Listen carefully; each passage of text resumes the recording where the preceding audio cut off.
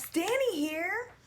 I just finished catching up on my YouTube watching the other day, and I came across Hermit's Cave, which is Simon, his video Circle of Friends decks, and I loved it. It was so fun. It was so in depth. It was great. I'm going to post a link to it below, but I wanted to do a response. So his video goes through like 5 different types of friends that we usually have, and he kind of put them in terms of our tarot decks, because a lot of times I know for me it's that way. Like he was saying, like we almost put a personality or like personify our cards. He put them into 5 categories, like I said: the brutally honest friend, the wise mentor, the polar opposite, the cheeky friend, and the loyal best friend.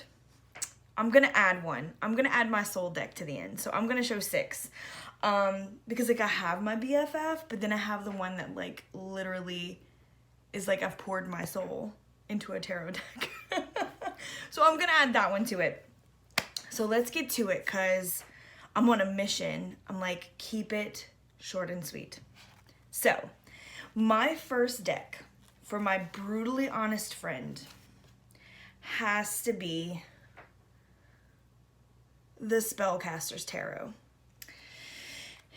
No matter what you ask this deck, it's not going to play games. There are no riddles for me. It's literally, this is what it is, and most of the time you knew it, right? I love this deck because of all the diversity in it. It's probably, well, it's definitely in my top 5, I would say. Not only considered a part of my circle of friends, but definitely in my top 5 of all time. And the artwork is really beautiful. It's like steeped in this,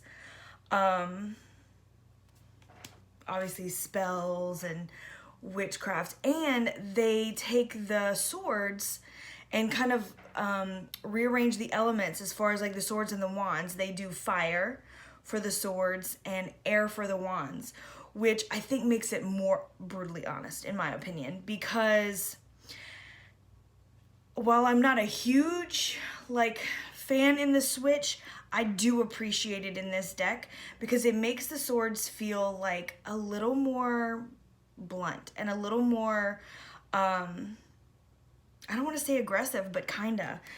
And it also kind of softens the wands a bit, but at the same time, this deck, even with its imagery, is really a no-nonsense kind of deck. So, let's see. Show you some of my favorite cards here. Like another one, the King of Swords, like, he don't mess around.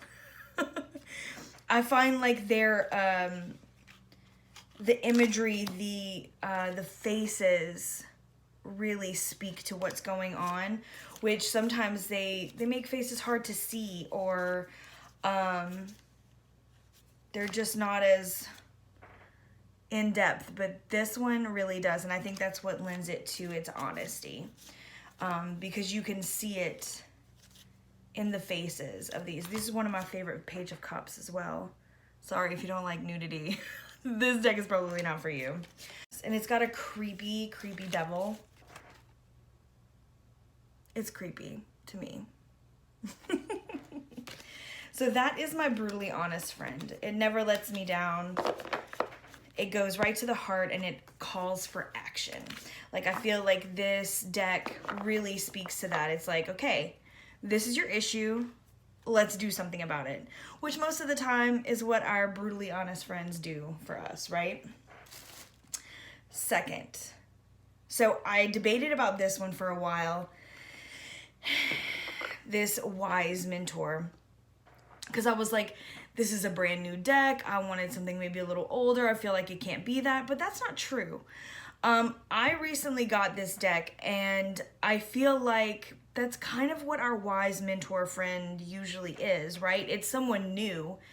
Not always, but a lot of times it's usually someone new that has come into our life that just has that slight leg up, you know, that's going to help you get to a different level. It's going to help you grow. And for me, the Wildwood Tarot. This deck is literally like the step beyond. It's got me researching stuff. It has me reading all kinds of things. It has me looking at tarot and looking at the Wheel of the Year and looking at these animals and ancient practices in a whole different way. So I feel like this is definitely my wise mentor. I'm diving into it right now, like full force, both feet in, not even checking the water, right? I'm just diving right into this. Everything about it really resonates with me now. And for a deck that I was so cautious in getting and, you know, just not sure, this has really just took me to a different place. So my wise mentor would definitely be my Wildwood Tarot. So my polar opposite. Definitely a polar opposite. I'm usually not one for what I like to call, and no offense to anyone who likes decks like this, I call them bubblegum tarot. It's decks that really don't really deal with tough issues. They usually don't have the scary cards in them. So like they'll usually avoid death. They'll usually avoid the devil. They'll usually avoid the tower. Things like that. They keep it light and fluffy and soft and sweet. And that's usually not my style at all. So when I grabbed the Fairy deck by Doreen Virtue, which is, again, like if you like her, I know she's got all kind of drama, whatever. I hold no stake in that, whatever. But a lot of her stuff tends to be in that realm of bubblegum for me. So I usually do not pick up. And I'm not a huge fan of fairy decks. I'm not. Of course, I have my Faeries Oracle, but I feel like that is a totally different category, which I will actually talk about. It's on my list. Because I'm not a huge fan of even the butterfly winged fairies with computer animation and this, that, and the other. So by all means, this is literally the polar opposite of everything I'm ever drawn to. But for some reason, I could not get this deck out of my mind. It just kept popping up and I was like, maybe I'll just try it. So not only is it a bubblegum deck, but it is also shiny and glittery, and that's also, if you know me, you're like, oh no, it's got glitter, she's not gonna get it. But I didn't really know much about the glitter until I opened it and I was like, oh no. And it's just like along the sides, these gilded edges. But, you know, I opened this up and I really like it. I don't know what it is. Like, everything about this deck, if you know me, you'd be like, Danny does not own this deck. She does not have this deck. I do. And like, I still look at it. I look at the pictures and I'm just like, how do I like this? And that's not to say anything about people who love decks like this. It's just not my normal style. But there's something about it that I really enjoy. And I think what it is mainly is that it just has messages that are not the same as other decks, maybe. You know, like maybe that's what it is. it's got something that my other decks don't have. Like, I'm usually not a fan of the wording at the bottom. So like the Four of Autumn says, manage your resources wisely, achieve a balance in how you spend and save money, help out those who are less fortunate. I usually don't have stuff like that. Okay, the Art of Life, which is right there, does have quotes at the bottom. But again, I use that more as like a tarot oracle, more so than a tarot, which is kind of how I see these, you know? Maybe I'm just being judgy. Maybe I am. I don't know.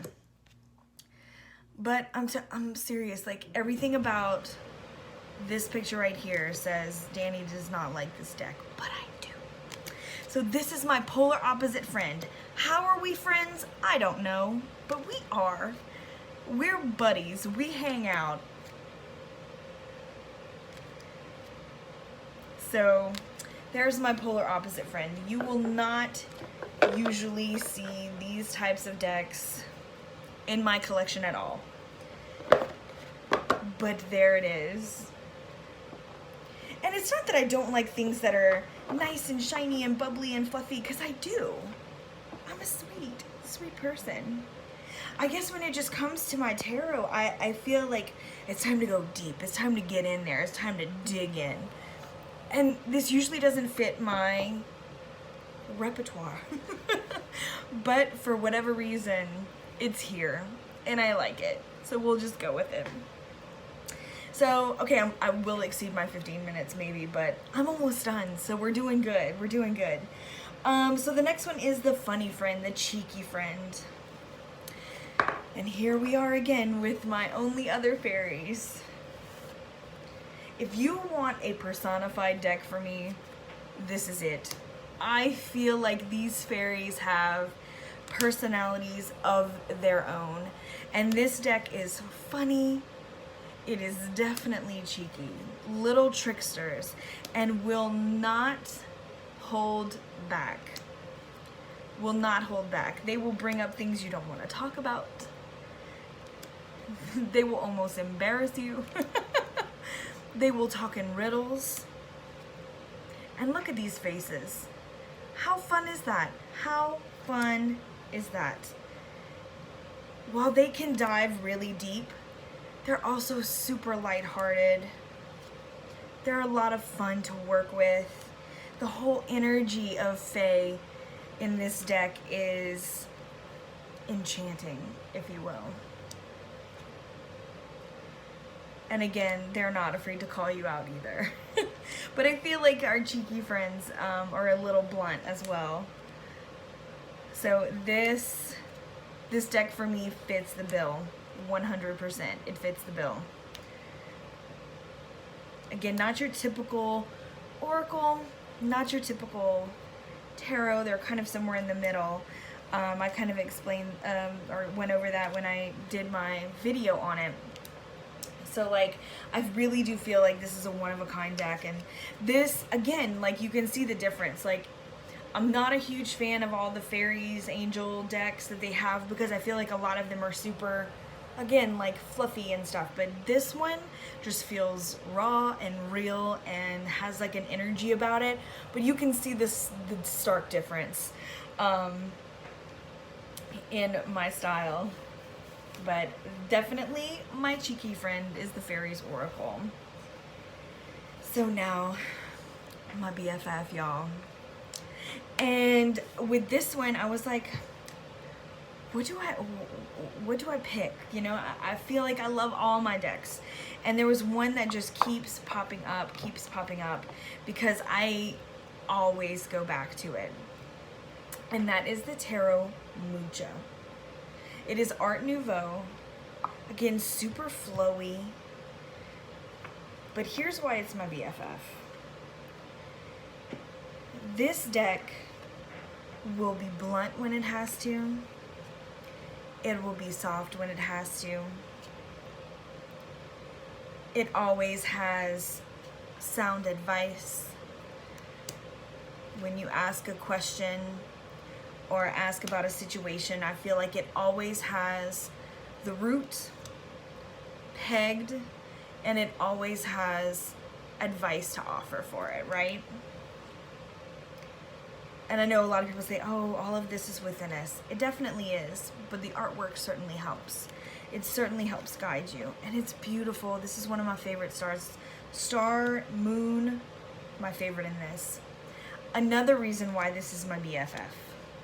Because to me, with these rich colors, the stark differences in them, the reds, the blues, the greens, when you lay it out, not only do you see the whole, you know, system, right? You see the Rider-Waite system within it. You see these traditional images, but then the colors that they use is like a whole different element that's added to it, because they are so vibrant that, let's say, let me try to get a few cards for an example. Like if you get your spread laid out, a lot of times you'll notice all the blues. So it sets a full tone, right? But then you'll lay it out again, or you'll lay out something different, and then boom, all the reds pop out. So I feel like that gives another element to the reading. That gives you the whole feel, the whole vibe of the situation that you're asking about. Now, I do read for others, and a lot of times I will read for them with this deck, because I feel like it's very important that the person that you're reading for can get a feel of it too. And I think that's the best part, because even they'll like look over and be like, wow, look at all the red. You know, that really stands out. And I just feel like it's a fun way to present itself. And again, like I said, it's soft and flowy even in the rough spots. And I love the fact that it has like women in some of the areas that are normally men or creatures. Maybe the devil, the fool is a woman, the magician is a woman. I do love that a lot. Got all the greens in there. Cool colors, warm colors, kind of everywhere. And I always go back. I love the fact that they don't have the words written, that it's just the numbers. It's just something added that I really love about this deck. It never lets me down. It's comfortable in my hand. And it's like tried and true. Like I always go back to this deck because I feel like it has so much to offer. So definitely my BFF in decks. And now my last one. My soul deck.